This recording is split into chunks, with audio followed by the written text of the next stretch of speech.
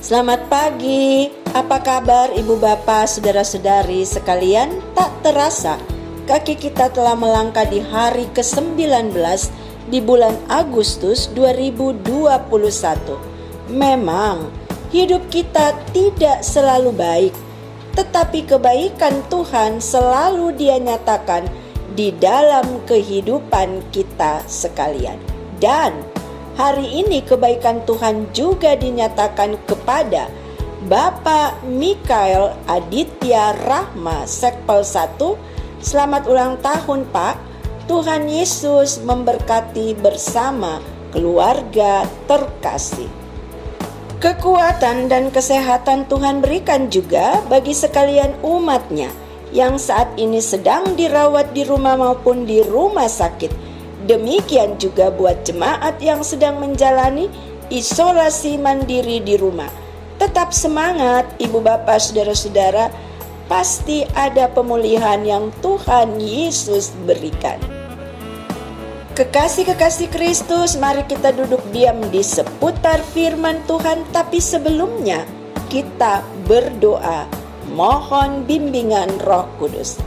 Sehati kami berserah pada kehendak kuasa dan kasih-Mu melalui tuntunan Roh Kudus-Mu, agar manakala kami membaca dan merenungkan firman Tuhan, kami menemukan pengertian yang baik dan benar.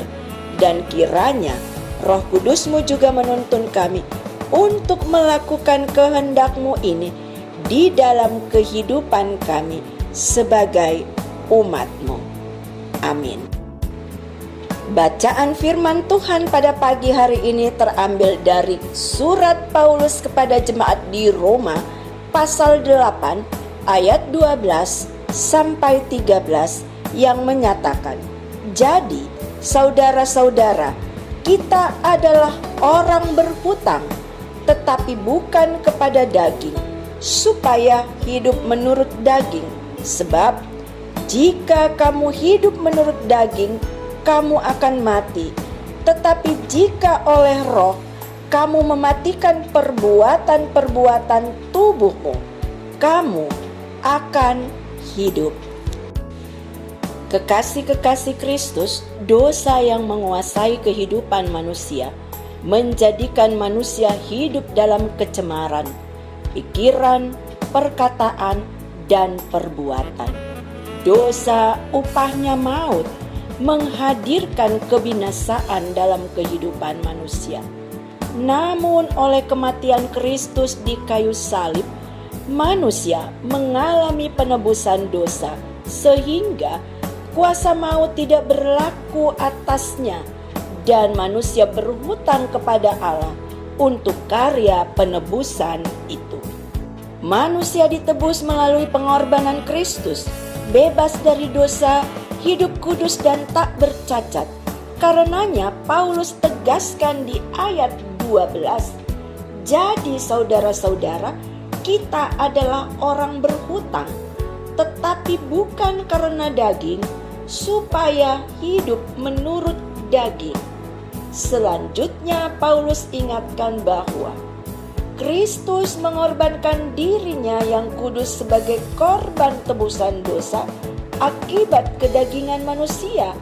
Diharapkan setiap orang yang hidup dalam Kristus sudah menjadi kudus dan seharusnya menjaga kekudusan hidupnya, tidak lagi hidup di dalam kedagingan atau membiarkan dirinya dikuasai oleh kedagingannya. Pembelajaran lebih lanjut dalam perenungan yang kali ini kita baca, Paulus tegaskan hidup di dalam Kristus sebagai jaminan untuk memperoleh keselamatan.